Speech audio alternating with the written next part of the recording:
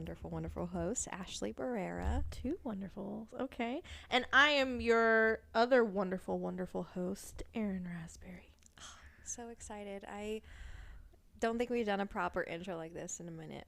We really haven't, because a lot of it's been with special guests, and we've done like the Zoom recording, and so it's like harder. But we are back. We're back in the studio. Studio. Ash's office. Yes. Killing the game here. Yes. So we just want to start this episode with just saying it's almost our 1-year anniversary of this podcast. And it's gnarly. Can't believe it. Oh my gosh. Of the whole When Life Feels Messy project. Yeah. Like, craziness. Today is our 12th episode. Excuse me, 12 episodes? This is gnarly, dude. I know. Let's just sit and take that in. 12 episodes. Quay, quay. And today's episode, we're really touching on something that you and I really are passionate about in couples work. And, like, it doesn't just apply with couples, I feel like. Also with, like, close, intimate friendships. Oh, yeah, any relationship. Any relationship, which is the breakdown of the Four Horsemen in relationships. Yes. So the Four Horsemen is what we're touching on today. Yes. And you might be like, are you talking about the Bible thing? Some of our listeners. And no, but it is a metaphor. And we'll talk about how that came to be. But so let's transition to like a little intro. Okay. Of like the Four Horsemen, where it was developed, who developed it. Yeah. Okay. Well, it was developed by Dr. John Gottman. Maybe some of you listeners out there have heard of him. Him and his wife, Julie, are super big, especially in the couples therapy world. They have so many freaking books out. They have like workshops. They have like online classes. Like it's a whole big shebang. And like they are like known in the couples therapy world. But the Four Horsemen specifically was developed by Dr. John Gottman. And it was actually in 1983 where he developed a love lab, in quotations. Love lab? No crazy stuff happening. Don't get your mind in a gutter. But this is where he really was observing like how couples would interact with each other and approach conflict together. Right? Okay. And think of couples, conflict is a big thing. Yes. That happens and goes on. And so in this kind of like love lab experiment that he was watching, the interactions, he noticed things to be able to categorize couples into 2 separate kind of groups. Okay. And one of those was masters of relationships, which, as it sounds, were the more positive, right? Like this is like the couples that were able to utilize and exhibited behaviors to be able to handle conflict in a healthy way, a productive way, and was a really good indicator that those relationships would lead to fruition and not divorce. But on the other side of it, he labeled disasters of relationships. And this is where conflict was not properly managed. And what he found was that in disasters of relationships, there were 4 behaviors in common that he labeled the 4 horsemen of the apocalypse. Now, this, yes, is a metaphor related to the biblical, like, 4 horsemen that's in the New Testament and Revelations that talks about bringing the apocalypse.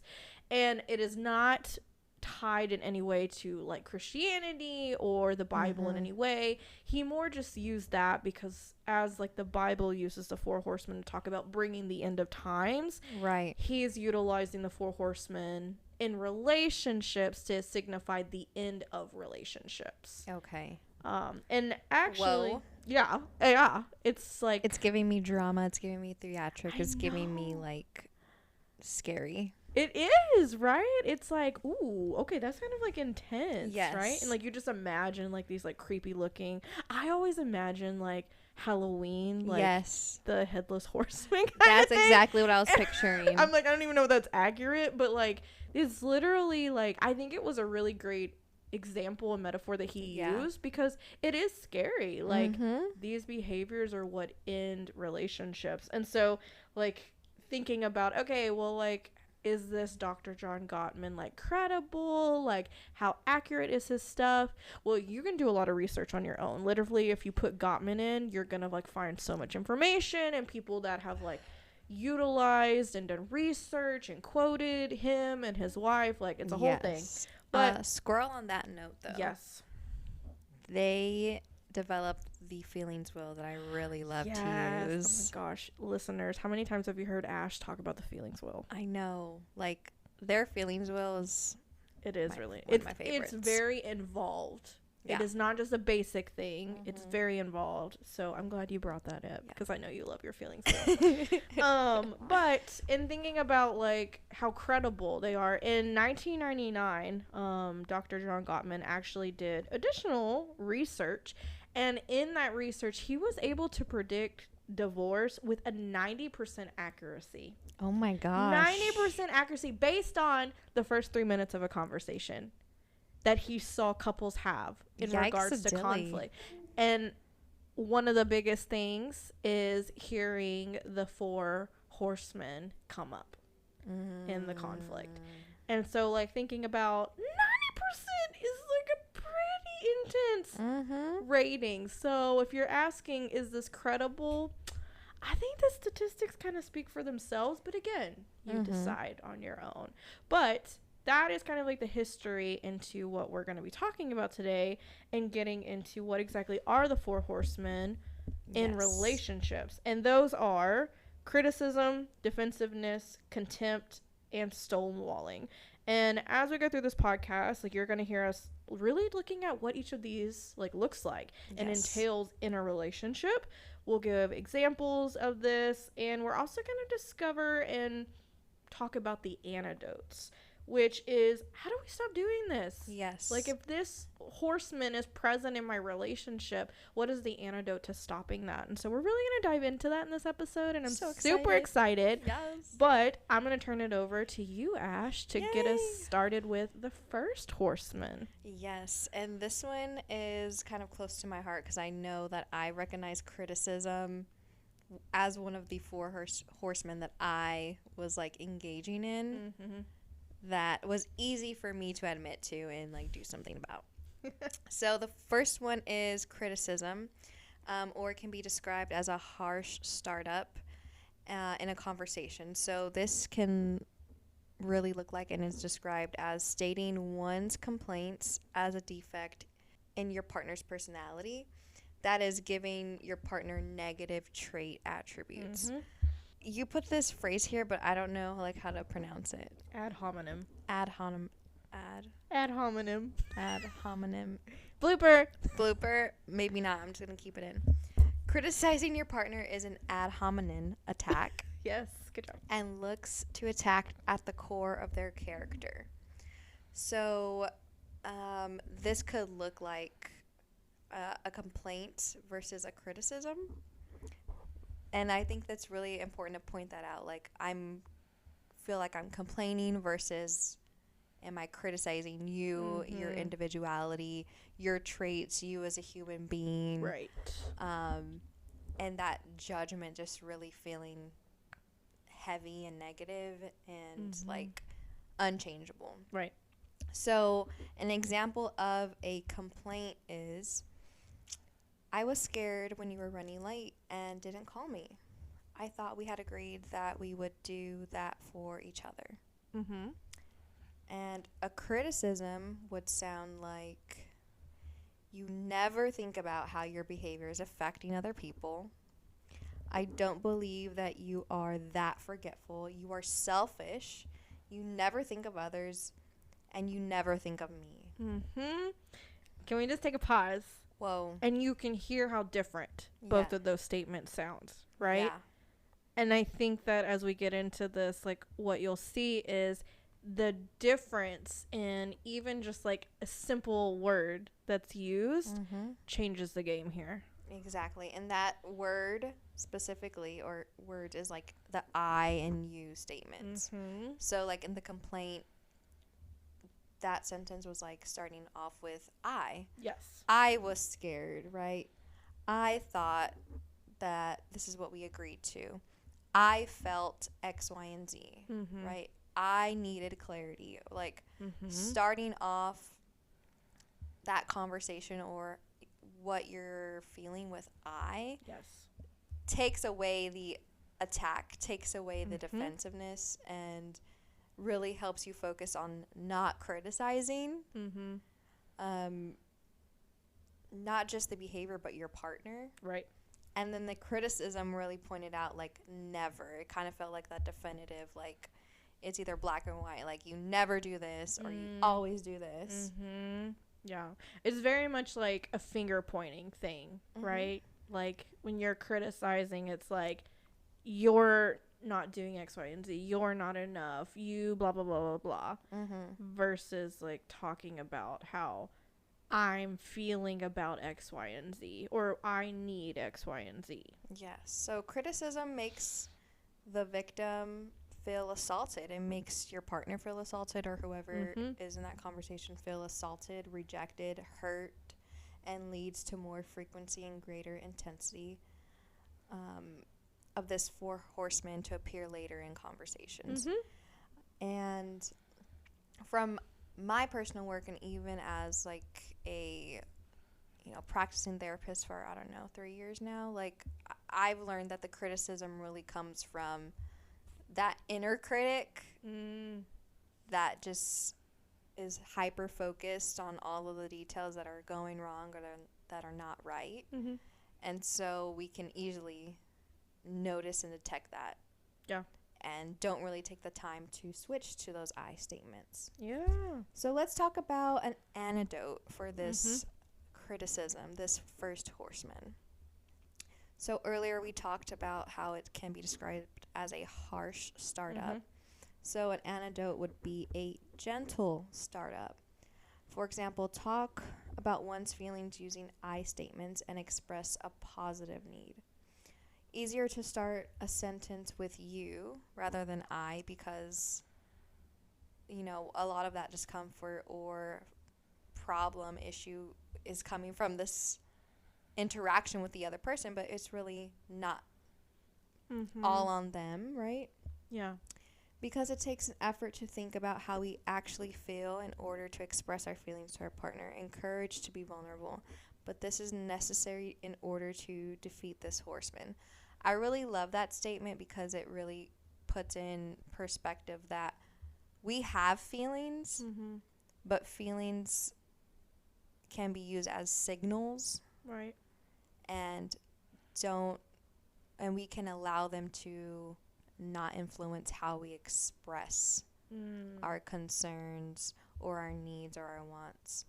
For example, we may be really angry about something, but that doesn't mean we have to express that through yelling or through violence. Yeah. Right? So, and then with that positive need, a hope or a wish or desire, something that's a positive recipe that can help the partner to feel listened to. So that could look like the opposite of criticism, right? Like, hey, I felt this way, and I thought we agreed to this, and also maybe starting off with a compliment. Yeah. Like, hey, I really appreciate that you put this together, and also something doesn't feel right for me. Right. And I'm not saying that this is an attack on you or a defense on you. Like, yeah, I want to rope you in as my partner to help problem solve, like, what's going on. Right. Because it's important to say and acknowledge, like, how we're feeling, right? And I think, like, a good reminder is that whenever there is a complaint, right, that is a real good indicator that there's some kind of unmet need here. Yeah. If I'm complaining of, like, I feel X, Y, and Z, or I didn't feel heard in that conversation, the unmet need there is I'm not feeling validated. I'm not feeling like you're listening to what I'm saying or my feelings, right? Something is missing that I am feeling like I have to communicate that, right? And that is something that we all have to be able to do, because one, our partners can't, or any other person in this relationship can't read our minds, right? Right. I wish that was I wish that would make things so much easier, right? And then also too, like, that's a part that we have to be able to challenge this natural instinct to, like, finger point and criticize people, because that's easier, versus like tapping into what am I actually feeling, what am I actually needing right now, and I have to communicate that. And that's a vulnerable thing to do, because a lot of the times, like, it's scary to express, like, I need this, right? Or I'm feeling X, Y, and Z. And it's easier to put the blame or to criticize someone outside of yourself, right, for that need not being met. Right. And I think that takes a lot of inner work to just admit, even to yourself, like, hey, yeah, you know, this is what I need, and how can I best express that? Yeah. And even to say, like, maybe that isn't something that is necessarily comfortable or something that I'm used to. Yes. So I'm glad you pointed that out, because I just realized I skipped a bullet. So the antidotes for the Four Horsemen are: start a sentence with I versus you. Is that what you meant? Where are you? Under the antidotes. Pause. Like where it says antidote, gentle startup? Yeah, like the first bullet. It's easier to start a sentence with you than with I, because it takes... You already said that. Okay. So I think, like, now would be talking about, like... So in practicing this, think of the structure of saying, I feel, ... about what, ... I need.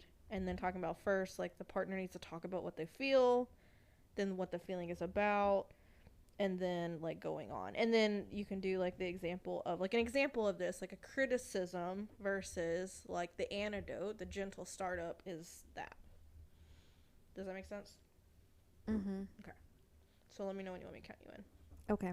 3, 2, 1. So to wrap up and to just hit the antidotes again, it's easier to start a sentence with you versus I. So let's practice doing something challenging and more intentional with starting that gentle startup with questions or sentences with I feel and I need, or I feel this way about this. And practice being vulnerable in that situation. And when you're practicing doing that, it's really to explore what is missing, what you're feeling in an objective way without blaming. Yep. And being able to state your need and identify what bothers you before, or maybe even during. I know for me, even during that conversation, like, it comes to light, like, what's genuinely bothering you. Especially when you have, like, a safe and patient partner to talk to.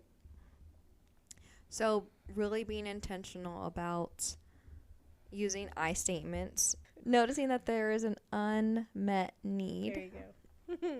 And something is missing. And sometimes that's not necessarily mean that your partner is doing something. That could be more of your inner work too. Yeah. So an example would be like, this is the criticism. You always talk about yourself. You are selfish, right? You are unhelpful. You are unavailable.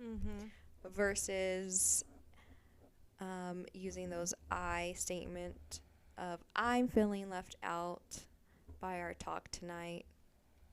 I would like to schedule another time for us to talk. Would you please ask me about my day? Would you be available to talk later? Yeah. Right? And that's stating what you need. using those I sentences and also talking about your needs and vulnerability really touches on that criticism part. Yeah. Oosh, criticism.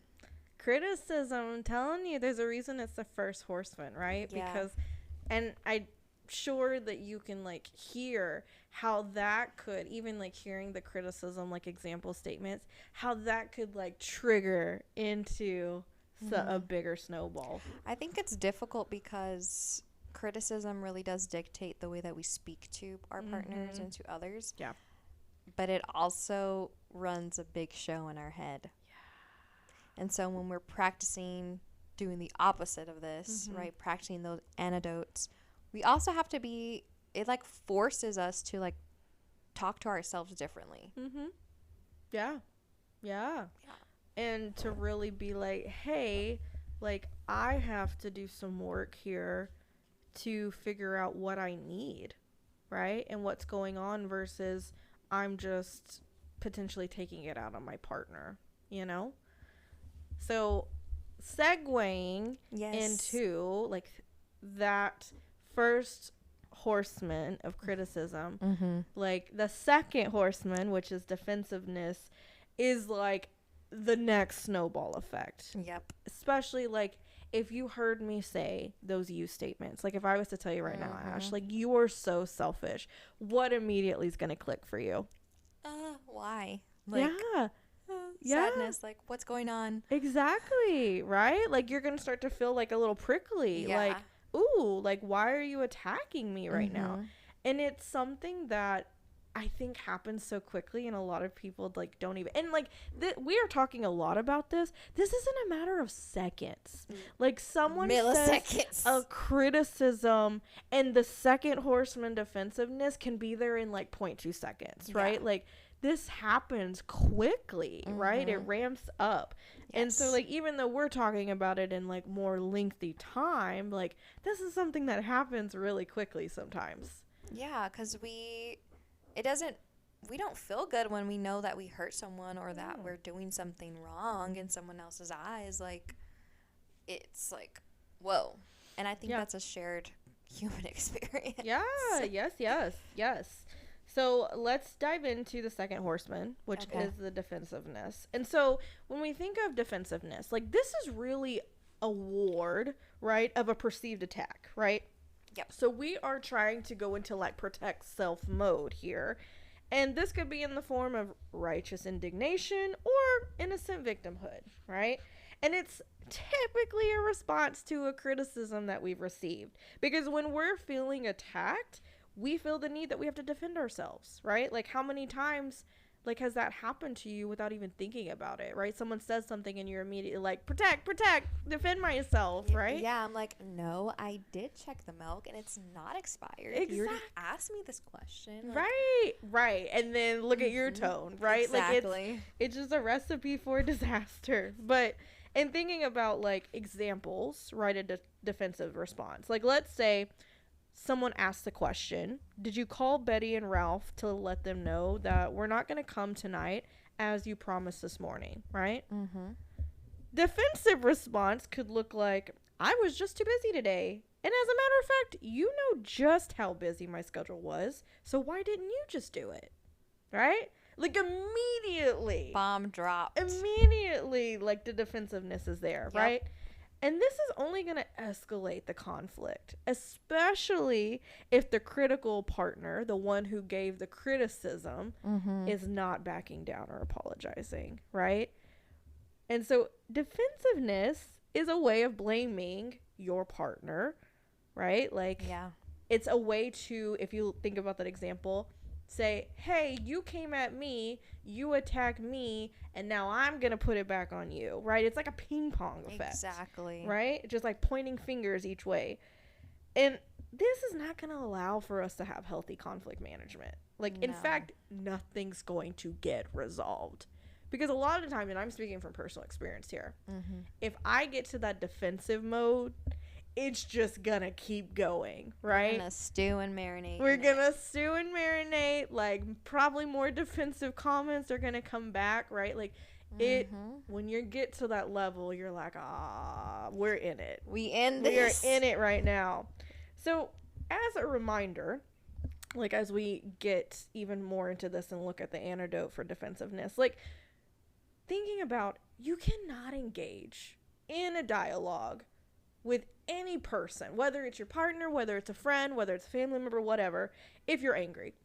Right? Like, if you're angry, you're at past that point where rational thinking and being able to communicate, actively listen, like, take on the other's perspective is out the window, right? We're too activated. Exactly. Like, it's not going to happen.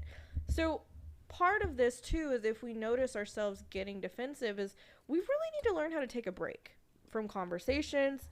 And if that looks like walking away, if that looks like, hey, I need a second to walk outside real quick, go breathe, whatever, right? Like, that's something that we need to take on as part of this.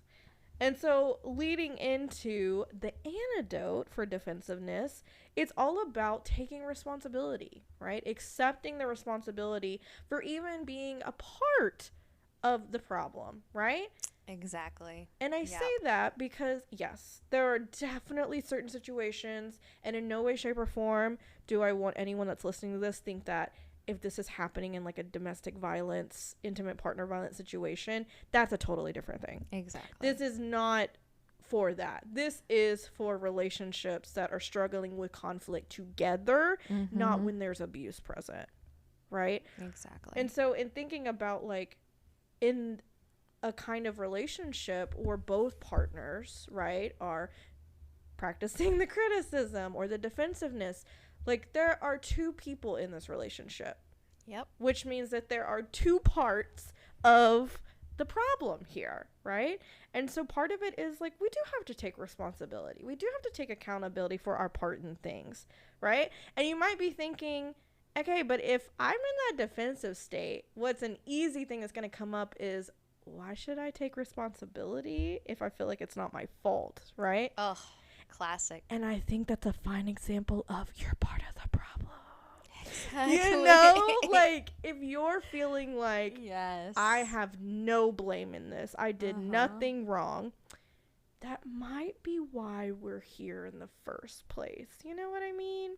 And again, this is not including where there's abuse in the relationship, because that is totally separate. Right. But in situations outside of that, we do have to be accountable, because it takes two to tango, right? Yeah. And so it's important, like, if you're finding yourself and those questions come up, that this is where we need to really make a conscious decision about what exactly we're hearing our partner saying, right? Like, what do we see them expressing, right? What do we see them, like, telling us that they need?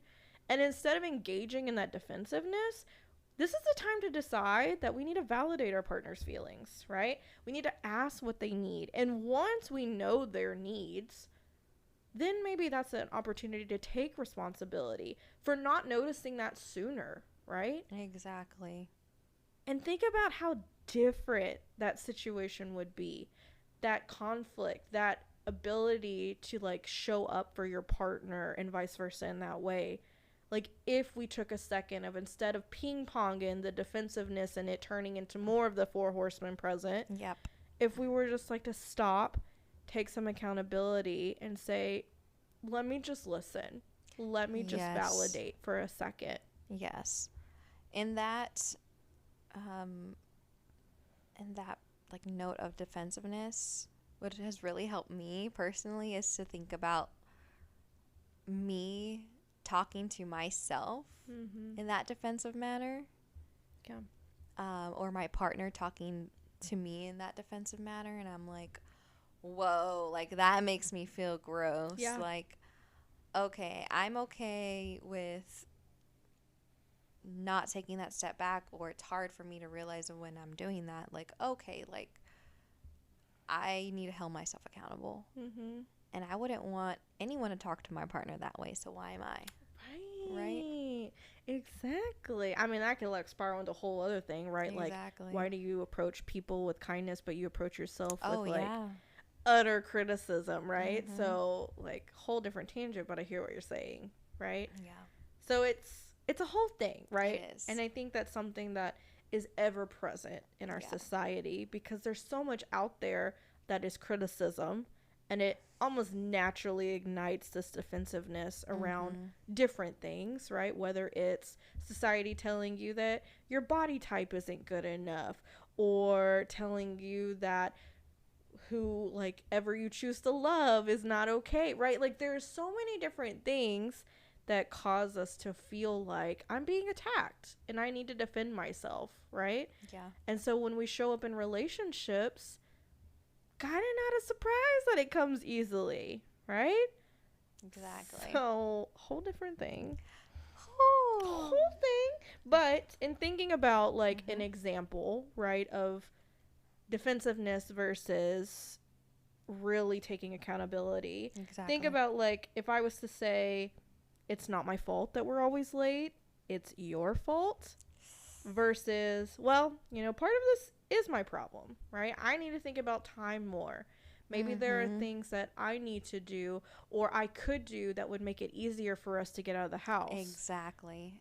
And I think also in that note, you like indirectly or also maybe directly unite yourself and like reestablish like we're a team. Yeah. We are us. Exactly. Like we are a team and we are team members. Yep. How can I help my team member? Yes. Well, think about it. If you chose to get in a relationship with someone, right? Yeah. Why would you constantly want to feel like it's me against that person versus us against a problem? Exactly. But yet, it's gross. Most of the time, we are just attacking each other versus being like, hold up.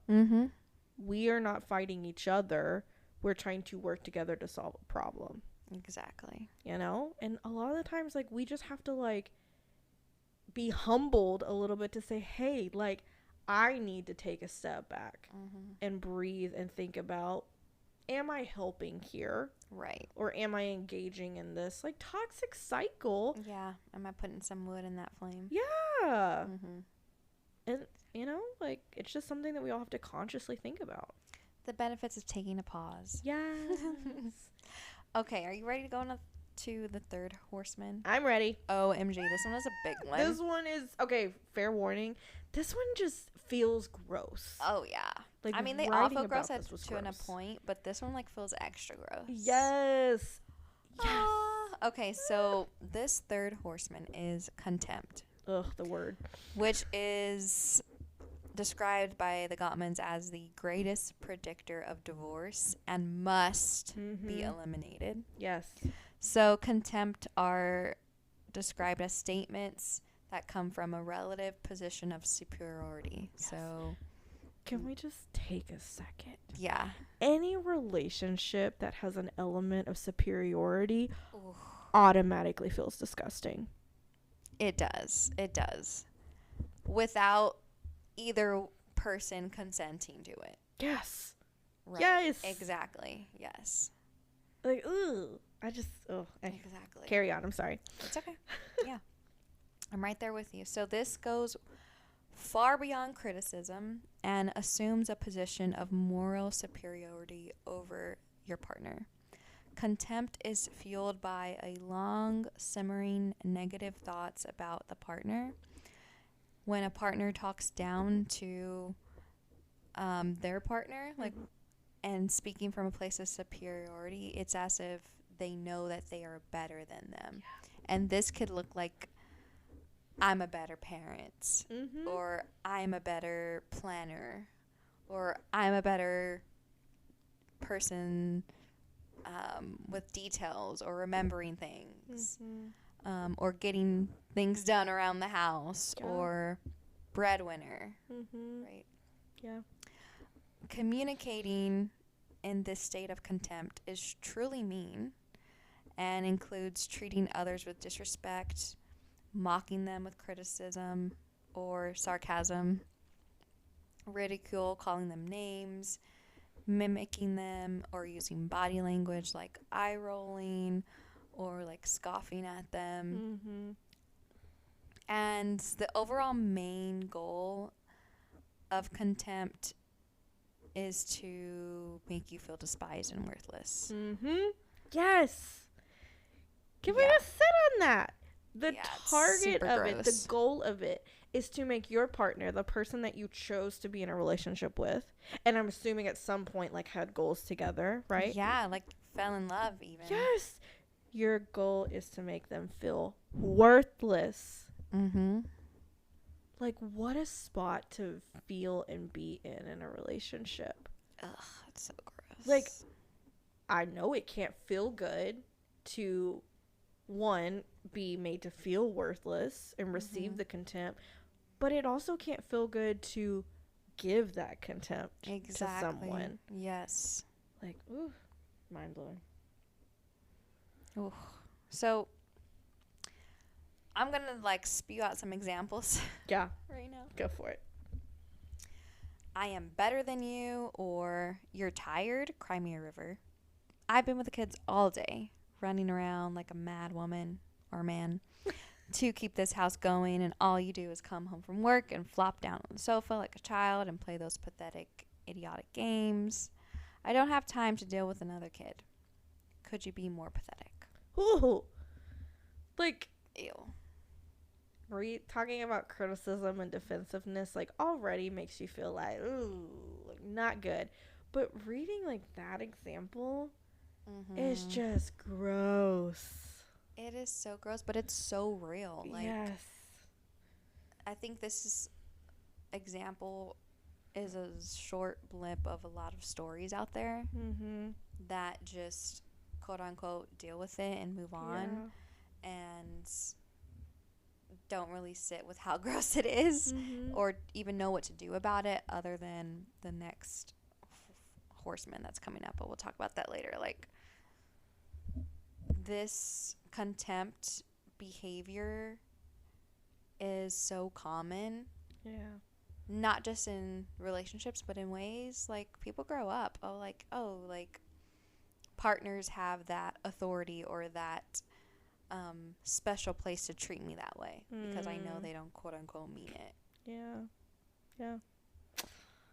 It's just not okay. It's not. It's gnarly, and it makes sense of why, like, this is the greatest predictor of divorce. And what Gottman says is, like, relationships cannot be healthy and thrive if contempt is there. That's why if you're going to have a relationship, you have to eliminate this part.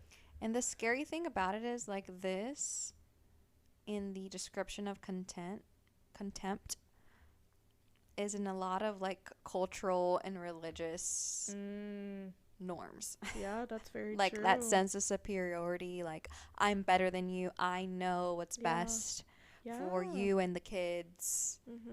So, you just got to notice that. Yeah, that's actually a really good point. And, no judgment to anyone that wants to, like, be fully and thrive in their cultural or, like, religious norms that they grew up in. Like, if that's your choice, cool, but, like, don't hurt others along the way. Yeah. Yeah, I know. It's like, at what point do we have to say, like, being harmful in that way to someone else, like, is not okay, right? And, like, yet it's like, how many, like, people are in relationships where this is, like, a daily showing up thing, right? And sometimes, like, people feel like we have to stay in that relationship, and it's like, just like for me to try to imagine, like, how that would feel to, like, receive that, like, it just I don't know, it's just so interesting. So also let's talk about the antidote to contempt. Instead of describing your partner's feelings, needs, behavior, describe your own feelings and needs. Right. And going back to criticism, you can use the I statements. Yeah. We need to. We have to. Yeah. And really focusing on your feelings and your needs and not your partner's. Right. Or their way of expressing love. The couple needs to build a culture between them of appreciation, respect, of appreciation and respect to describe their own feelings and needs. And that can be difficult when all you're like focused on is you, right? Or even when your partner is coming to you describing their feelings and you feel annoyed, you need to check that annoyed feeling. Yeah. Right? Yeah. Talking to your partner with love and admiration will lead to manageable conversations. Yeah. So instead of "you're an idiot," try "I felt hurt about not being included in your conversation with our child's teacher. I need to give an opportunity to express my views." Yeah. Yeah. And also, like, again, this can become easier when you start to change that inner dialogue within yourself. Right. Yeah. Like, there's a lot of self-contempt out there. Yeah, that's very true. Yeah. And, you know, I think thinking about this, like, even talking about the examples, like, there's a big difference between them. And there's a lot of just, like, insults and just rudeness and things being thrown out. And it's, like, how different would it be if we check ourselves, the kindness and love and admiration and tone, like, that we provide to our partner. Yes. Like, how different of an effect does that have when we are vocalizing things that maybe aren't, like, comfortable, right? Like, if I'm telling you, like, hey, like, that really hurt me, right? Like, I felt left out. Like, that could be hard to say. Yeah. But, like, saying that in a way that's not just demeaning, right? Exactly. And cruel in some ways, like, can change the game. Yeah, and I think this is where, like, the different forms of communication come in. Like, I know I've heard of couples, like, sitting back to back. They're not directly facing each other, but they're together. Right. And they're talking about their feelings using I statements. Or they'll solve a problem or an argument through text or through, like, writing it down. Like, they'll share a piece of paper and write their response down. Yeah. Because it's, like, literally getting the words out of your brain on something objective, like a piece of paper. Yeah. Versus being in the heat of the moment and you're struggling managing your emotions while also trying to get your point across clearly. Yeah. Well, and I think that goes back to, like, our previous horseman of the importance of recognizing, am I angry? Do I need to take a break? Take a step back, right? Breathe for a second. Do my own little digging on what's going on, right? I think that's part of, like, our own, like, work. Like, if you're going to be in a relationship, that you need to, like, take on that responsibility to, like, recognize when I need to, like, just take a second. Yeah. You know? And so, like, thinking about, like, if we do, like, take some, like, a couple minutes apart and we're writing out our thoughts or whatever, like, how is that benefiting, right? Maybe in a more positive way rather than escalating the situation. Yeah. Yeah. Because we know, like, when the heat of the moment happens, things come out that are not always okay or appropriate and can cause a lot of damage, even if you did not mean to say them. Exactly. You know? Exactly. Yes. So, let's talk about contempt's, like, response to contempt, which is the fourth horseman. Oh. Yes. And what I will say is this one I find myself doing so much. Full disclosure. And also recognizing I saw this a lot growing up. You know, like, I saw this as a means to the problem, right? Of, if there are arguments, if there are issues, this is what you do. And our fourth horseman, to all our people out there, is stonewalling. Ugh. How many of you have heard this term? I have. How many of you feel like, ooh, yeah, I do that on the daily?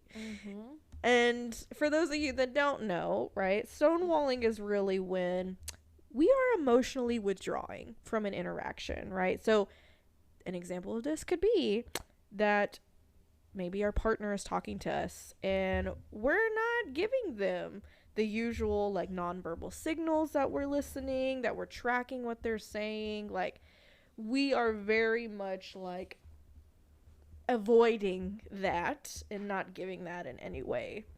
It also looks like we're refusing to continue the conversation or the argument with your partner, right? We're withdrawing from the interaction. We're shutting down. Maybe we're simply like just stopping responding altogether with our partner, right? And rather than confronting the issue with them, we are stonewalling, which can make evasive maneuvers such as maybe we're tuning them out. Maybe we turn around and walk away. Maybe we act busy or start doing like other things like washing dishes, or suddenly we have to organize a closet, right? Like, or like just any kind of distracting behavior, right? That really kind of showcases to our partner that we are not engaging in this anymore, right? Yeah. And some couples like believe that that's kind of a solution, right? Like I feel like we worked through it, right? Oh, like no. I feel like I've heard that at some point in my life of like, if you just avoid the questions or the conflict, it's better than arguing, right? And it's like, in reality, that is not okay. Yeah, and it's gonna lead to resentment, right? Because the person or partner who's trying to communicate and is getting stonewalled is going to build that resentment for the other person, because they're gonna feel rejected, they're gonna feel unloved, they're gonna feel not heard or validated or cared about, and that seeps into other areas of life, other areas, and it just stews and marinates, and it's a gross feeling. So when stonewalling is usually happening, right, it kind of comes up usually when one or both partners are flooded with emotions, right? And just as the word flooded like indicates, overwhelmed, right? Like maybe all these emotions are like overtaking, right? Yeah. And your body, your mind is like, shut down, this is not safe, right? Yeah, it's like giving me like conscious, self-aware dissociation. Ooh, big words. But yes, exactly, right? And a lot of the times when that flooding happens, like then the person becomes too upset to respond, right? And so instead of saying that the flooding is happening or describing and using those I statements of how they feel or what they need, they just shut down and prefer to just avoid their partner, not say anything. And sometimes it's also like, I just really like don't want to like get my partner more riled up or angry, so I'm gonna avoid it. And sometimes I might feel like no matter what I say, it's not gonna matter, right? So it won't be taken into consideration, so I'm just gonna shut down. I'm just going to stonewall. I'm just going to not talk or respond. I'm going to do other things, right? And in thinking about that, how is that being productive? What is being resolved, right? Because then what's going to happen to the other partner who's getting stonewalled? Exactly. They're going to feel even angrier. They're going to feel literally even more unheard. Let's just keep this batch of brewing. Let's just burn it. It's just gonna be even more. And so thinking about like from the first Horseman, criticism, which feels like so long ago that we've started talking about it, it takes some time for that negativity to spew and get to this point, right? But when it does get to that point, it becomes overwhelming enough that stonewalling becomes an understandable out, right? Like, it's like, okay, that works. Like, we'll just take this out right now. But the problem is that when we do reach that point where stonewalling is seen as an out, it almost becomes like a really addictive bad habit, right? Like, and it's really hard to stop the stonewalling. And I'm even thinking about, you know, like full disclosure, like personal experience. Like I saw that a lot of not wanting to talk about that, or people that didn't know how to manage their emotions or say what they needed, stonewalling was the norm, right? And so even having to check myself in my own relationships about like, ooh, I see that coming up, right? Like, how do I challenge that? I see myself wanting to lean there. Right. Because I know it's not helpful. I know it's not productive, but it's so addictive in a sense that it kind of becomes your norm and a habit. And it's kind of hard to break. For sure. But the good thing is that it also has an antidote. And so what Gottman has really put out there, the best way to do this is to engage in physiological self-soothing, right? And so what does that mean? Self-soothing is kind of explanatory, but also is it, right? Like, what does that look like to soothe yourself? I think we learn from a young age of how to soothe others. Right, or soothing ourselves through one of these four horsemen. Yeah, right? Like, we feel like, ooh, like if I engage in this and I'm taking care of myself, I'm protecting myself. Yeah. But in reality, not really what's happening, right? Exactly. And so when the person or partner that's stonewalling, like when that happens, right, when we tap into that out, quote unquote, we really need to check in to say, okay, I need to self-soothe right now. Because if not, I'm not going to stay emotionally connected with my partner, and that's going to cause more issues, right? So a reminder is, like, if you do feel like you're stonewalling during a conflict, like, this is the time to take a break. This is the time to say, hey, I'm feeling flooded. I'm feeling like I'm shutting down. So I'm going to need a break. Can we come back to this X, Y, and Z, right? And communicating it like that, right? Yep. Because taking time to do something alone is potentially going to soothe you, right? For sure. And whether that is you go read a book, you go outside, you go tap into nature, you go sit with your pets, right? Pets go are eat some ice so cream. soothing, right? Yes, you go eat ice cream, whatever. Do whatever you need to do to get out of that hyper arousal stage that you're in and back to a more grounded state where you can rationally have a conversation with your partner, right? And only when you're in that calm state are you going to be able to listen and hear what your partner is saying with empathy and love, right? And there's a difference between listening with defensiveness and criticism and contempt waiting, right, in the wings of like, I just want them to finish saying what they're saying so I can come at them. Exactly. There's a big difference between that and listening to someone with, okay, this person is being vulnerable. Yeah. This person is telling me how they feel. And I'm going to show up with empathy and love towards them. Yeah. You know? And so in thinking about an example of this, of stonewalling versus like doing what we need to self-soothe would be, let's just say like your partner and you are like having a heated discussion, right? Like maybe criticism, defensiveness, maybe even contempt has been present in this conversation. And you start to feel flooded and you decide, I'm not going to talk anymore. And you walk away from the conversation in your partner. Mid-sentence, right? Versus saying, all right, I am starting to feel really angry right now. And I would like to take a break and come back in a little bit, because then it's going to be easier to work through whatever this problem is after I've calmed down and I'm in a more grounded state. Yep. Right? And that's a really great way to not only be in check with what you need and soothing yourself and telling yourself it's okay to give myself what I need in these moments of like really big like emotions and hard things. Yes. And also to be respectful too of your partner and not to just like dismiss them almost. Exactly. You know? Right. That's your team member.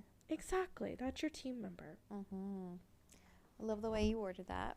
Thanks. So now that we covered the four horsemen, yes, we really want to highlight how to break the pattern of engaging in the four horsemen altogether. Yeah. So we did give some antidotes after each one, but these are some like overall general ones that could be practiced and attainable even when those horsemen are not present or when they are present. Yeah, think of it of like preventative protective measures, so to speak. Yes, sunscreen for your yes, sunscreen for your relationship. So be responsive, listen, reflect, ask questions, show interest in what your partner is saying. So basically, genuine curiosity. Mm-hmm. Do you remember that curiosity you had when you only knew that person for a week or a month? Yeah. Or, 3 months? Yeah. Or a couple hours, and you're like, oh, I wonder what they're doing. Like, that genuine curiosity, that genuine care, listening, responding. Tap into that. Yep. Be attentive. Respond to simple requests and provide your full attention. So this is reminding me of another one of Gottman's tools of casting a bid. What is it? Like Bid. I'm making a bid for your attention. Yeah, a bid for attention. So that could be so simple of like driving in the car and like, oh, look at that bridge, honey. Like, that is a really cool bridge. And your partner may not really like bridges. Like, they're just like, oh, it's cool. Like, they don't find them interesting themselves, but they make a response to that statement. You said, oh, that is a cool bridge. Like, why do you like it? Right. Yes. Versus either not saying anything at all, right? Mm-hmm. Or saying something like critical or dismissive of, okay, it's just a bridge, right? Exactly. And think about the three of those and how different of a response and reaction you're going to get from your partner, right? Mm-hmm. So you're exactly right on that. Yes. Also, be kind. Offer meaningful praise, compliments, appreciation, expressions of affirmation. So this is super, super important, especially when your partner isn't quote unquote doing anything, like just random, like they're brushing their teeth, or like they're just sitting there like being them, or like they plan something like special for you guys without like as a surprise, or whatever it is. Just showing that appreciation and that gratefulness just to share time with them, space with them. Yeah. And also, like, inquiring about how they feel appreciated. Yeah. Think about, like, you would want that. So, like, you're not the only one that, like, deserves to receive that in the relationship. Exactly. We got to give, too. Exactly. Show affection. You can show affection through hugging, hand-holding, rubbing your partner's shoulders, kissing when greeting and parting ways. Verbally express your love to each other. So, I love showing affection. She does. All the hugs. All the hugs. Turn towards each other during difficult times and times of conflict. When you deal with relationship conflict, use I feel versus you. Agree to follow fair fighting rules. Avoid yelling, name calling, or weaponizing secrets or vulnerabilities to hurt each other in the heat of the moment. Yes. I love that. Like, establishing those fair fighting rules at the beginning of your relationship, and then like checking in about them, and just so that we could clarify, this conversation about what that could look like needs to happen before an argument is occurring. Do not wait until you're mid-argument. And also, I think this is like a great tie into what we were talking about in terms of it's not you against your partner, it's you and your partner against a problem. So turning towards each other to be able to counteract, right? And come up with a solution and plan against the conflict and not each other. Yes. And also, like, giving each other space, right? Like, autonomy really lets you be the same people you were, right, when you became attracted to each other in the first place. And it's important to still have that, right? It's important to respect that your partner and you need your separate time and space from each other, and that's okay, right? talking about sex. Be willing to discuss that, explore it, try new things. Like, this is an important thing. Yes. Like, to be able to have open communication about, especially being able to express, like, hey, like, this makes me feel X, Y, and Z, right? Or I feel, like, good when this happens, or I don't feel comfortable when this happens, right? Like, we have to be able to talk about those things. Respecting your partner's boundaries. So not trying to change your partner, right? Or convince them to act in a way that isn't aligned with their interests, their needs, their values, right? Like, yes. You have boundaries and your partner has boundaries. And we shouldn't expect that our partner must give up their boundaries and just put them down for us in the terms of, like, what's important to them in terms of morals, values, their needs. Those should be respected and appreciated just like we expect that for ours. A commitment to working on the growth, right? So when you get in a relationship, this is saying, like, hey, if the first sign of conflict, we're done, right? Yeah. Because this can't grow, this can't get better. But it's saying, hey, like, we're both imperfect humans, right? And being in relationships can be difficult. And so, like, having that promise to consistently grow, like, into better people along the way and grow together in this relationship.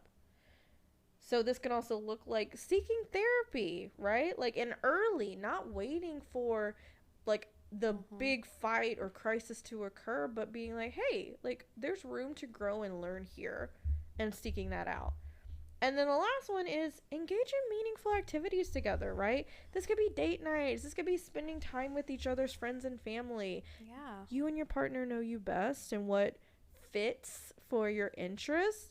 And so making sure, like, that is a part of the relationship in your time. I love that one. Doing meaningful activities together. Yes, it's important. So let's wrap up today's pod with some ending thoughts and, you know, just reflecting on those things that can help you identify the Four Horsemen in your conflict discussions is a necessary step to eliminating them. But this knowledge is not enough. It's about action. Yep. What stood out to you the most as, like, a go-to thing that could help someone like recognize one of the Four Horsemen? I think the biggest thing that comes up is recognizing that it's not all about you. Yeah. And I say that, and I know that might sound like a little mean, but I mean that in the sense of a lot of the Four Horsemen is about finger pointing, or my feelings are greater than yours right now, or you hurt me more than I hurt you. And it's like, hold up, right? We are two people in this relationship with two different perspectives, two different feelings probably associated with said conflict. And as much as we have to tap in and say, this is what I'm feeling, this is what I need, you have to listen to your partner also doing that. Exactly. And I think, you know, even, like, for me, that's something that I can struggle with, is, like, this feeling of expressing mine and then also holding space for someone else's, right? Yes. Like, both exist on the same plane. Exactly. And that's the way it's supposed to be. It's not supposed to be like, I get 30 minutes of just focusing on my feelings. Like, no, they're both valid and exist in the same time space together. Correct. Yeah. It's not all about you. Yeah. And that leads to being able to drive away that destructive communication and conflict patterns. And you must replace them with healthy, productive ones. Like, maybe using that phrase, it's not all about you, more directed toward yourself. Yeah. Yeah. Right? Yes. If you and your partner are struggling with this, really consider a couples therapist to help in this process. 100%. Yes. And I think going back to, don't just wait until it gets really crappy in the relationship. Yeah. And also, on that note, it's not just important to talk to a professional, but when you start to like rope in each other's individual support system or y'all shared support system, it could create more conflict. Yes. And then you're like, okay, what do I do now when the conflict resolved? Or someone else feels some type of way and you're like, hold on, like we resolve that. Or like, not saying you shouldn't reach out to the support system, like definitely do, but also like preface like this is this team's problem that we need some like external non-biased objective help in solving. Exactly. And also like remembering too, like especially if you grew up in like a family or with people around you that you didn't see like proper conflict management handled in relationships, how can you expect yourself to like know what that looks like? And sometimes that could be really hard for you and your partner, and you just need someone that's not in your head or their head to just be like, hey, I'm just watching this unfold and here's what I'm noticing. Yeah. You know? Yes. And that's okay. It is okay. So yeah. Yeah. And we offer couples therapy, so check us out. But as we are fully wrapping up this episode, you know, we're gonna leave you with a quote as always. I say as always. Didn't we like skip a couple times? It's fine. So no one knows. No one notices. It's fine. But this quote is actually from Dr. John Gottman, and what he says is, the thing that surprised me the most was that the people who had really great relationships were really calm with each other and really kind and considerate with one another. And I wanted to put this as the quote because I think there's a couple things here. One, the fact that he was surprised, right? That great relationships included being calm with each other, kind, considerate, right? Like that's a whole other thing.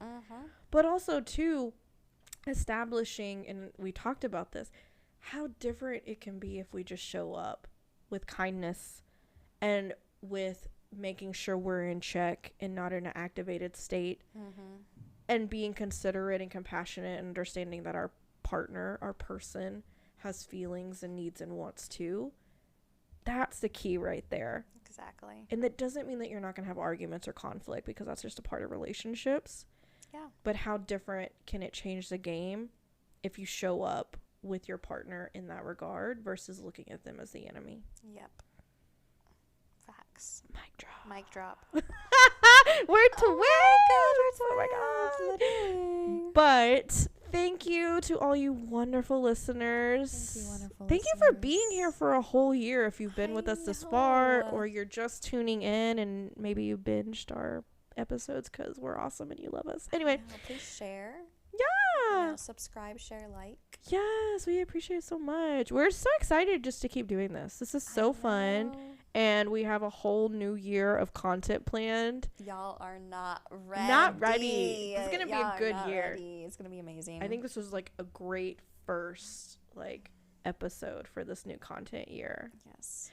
But stay tuned for next month, which topic is balancing parenthood and caregiver roles on top of being a student and on top of being your own unique person with your own separate life and how that works together. Gnarliness. And I'm super excited to hear this. This was actually a topic given by our wonderful Ash. So you're in for a treat. I'm excited for all the things to come, and this is a great conversation, a great start to our new content, and ready for next month. Yes, and maybe stay tuned for a celebratory pod episode of bloopers from our first year. Potentially, that might come. Yes. That might be a little twing. You might get like an extra episode notification this month. Yeah, this month. Yeah. So, okay. Anyway, stay tuned. Thanks for tuning in. Yes. We hope you have a fabulous month of July, and we will see you next time. Bye.